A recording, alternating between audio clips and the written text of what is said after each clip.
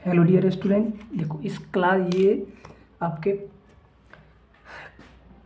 10th exam 2026 का final exam के लिए मैथ क्लासेस मैंने स्टार्ट किया, जिसका क्लास नंबर 5 है। और वेलकम है आपको अपना चैनल क्विक मैथ बाय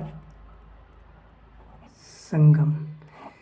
और मैं इसमें आज आपको अभाज्य गुणनखंड पूरे डिटेल से बताऊंगा। ऐसा बताऊंगा जो आज तक आप कहीं नहीं पढ़े होंगे। और ये लॉन्ग वीडियो आएगा, थोड़ा सा लंबा, क्योंकि इसको मैं डिटेल्स में बता रहा हूँ। और इसको जब ऑब्जेक्टिव में आ जाता है अभाज्य गुणनखंड, तो उसके लिए आपको नेक्स्ट वीडियो इसका मैं पार्ट 2 डाल दूंगा अभाज्य गुणनखंड वीडियो का। वो आप देखोगे तब ऑब्जेक्टिव 5 सेकेंड में आप बना दोगे। चलो मैं इसको पहले समझा देता हूँ। देखो इस विधि से मुझे एग्ज़ाम में क्या क्या निकालने बोलता है, मौसौ और लॉसौ, जिसको इंग्लिश में बोलते हैं SCF और LCM। तो मैं आपको बता दूं कि मैं आपको एक क्वेश्चन लेके चलता हूं, उससे मैं आपको डिटेल से समझा देता हूं। जैसे एक क्वेश्चन है NCERT में, अभाज्य गुणनखंड विधि द्वारा, अभाज्य गुणनखंड विधि द्वारा यह से 96 और 404 का SCF और LCM ज्ञात करें। एक मैंने क्वेश्चन लिया जस्ट आपको समझाने के लिए, आप क्वेश्चन पे पूरा ध्यान देना। जैसे मुझे एग्जाम में अगर ये सब्जेक्टिव में, ये तो सब्जेक्टिव में पूछा ही जाता है, अभाज्य गुणनखंड विधि, ये जो विधि है सब्जेक्टिव ऑब्जेक्टिव दोनों में पूछा जाता है। तो देखो मैं सब्जेक्टिव में कैसे बनाना है, जैसे 96 का मुझे LCM करके लिखना है और 404 का।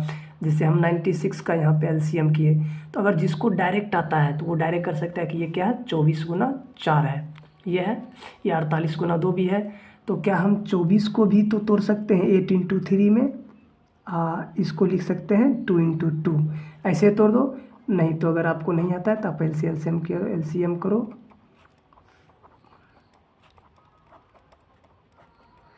अब देखो यहाँ पे जो आया आपको वहाँ पे स्क्वायर के फॉर्मेट में लिखना है। जैसे 2 टोटल कितना आया 5 और 1 आया 3, ठीक लिख दिए।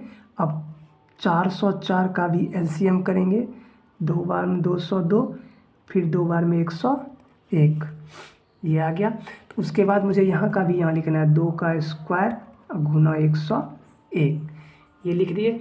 अब मुझे अगर LCM निकालना है, क्या नहीं सॉरी, पहले मैं SCF निकालता हूँ। अगर मुझे निकालना है SCF, तो मैं जो अब बोलने जा रहा हूँ उसको आप ध्यान से सुनो।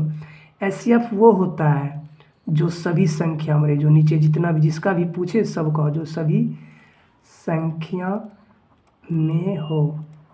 तो अब मुझे बताओ कि ये यहाँ जो हम गुणनखंड किए हैं, ये जो किए हैं ना गुणनखंड, 96 का गुणनखंड किए हैं और 404 का किए हैं, इसमें जो गुणनखंड है इसमें से ऐसा कौन सा संख्या है जो दोनों में आ रहा है? तो आप बोलोगे 2, जो दोनों में आ रहा है, बाकी नहीं आ रहा है। तो SCF हो गया 2। अब उसके बाद आपको SCF में एक चीज़ और लिखना है, जो सभी संख्याओं में हो जिसका घात कम हो, जिसका घात और उसका कम घात वाला लेना है।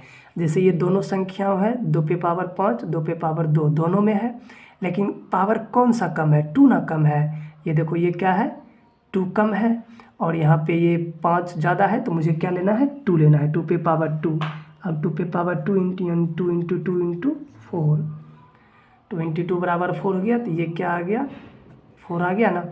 अगर मुझे यही निकालना होता है LCM, तब देखो LCM में जो भी संख्या गुणनखंड में आता है, जो भी संख्या आए, जैसे यहाँ पे देखो 2 आया है, 3 आया है, 5 आया, 101 आया, सबको लिख देना है, 2 3 101 लिख दिए। और SCF में सबसे कम पावर लिए, SCF में सबसे कम पावर लिए, LCM में सबसे ज़्यादा पावर लेंगे। तो 2 का सबसे ज़्यादा पावर कितना है 5, लेकिन 3 का तो सबसे ज़्यादा पावर 1 ही है, तो 1, और 101 का भी 1 ही है। अभी सबको गुना कर देना है, 2 पे पावर 5, अब गुना कर लेना, मैंने गुना किया है। तो 32 गुना 3 गुना 101, तो 32 दिया 96 गुना 101, तो हो गया 96। ये निकला आपका LCM और ये निकला आपका HCF। आप इस तरीके से बनाओगे एग्ज़ाम में, जैसे मैंने बनाया। अगर आपको ये करना है तो वहीं पे आप ऐसे कर दो, एग्ज़ाम में ही लिख देना यहाँ पे रफ, ROUGH या रफ और रफ।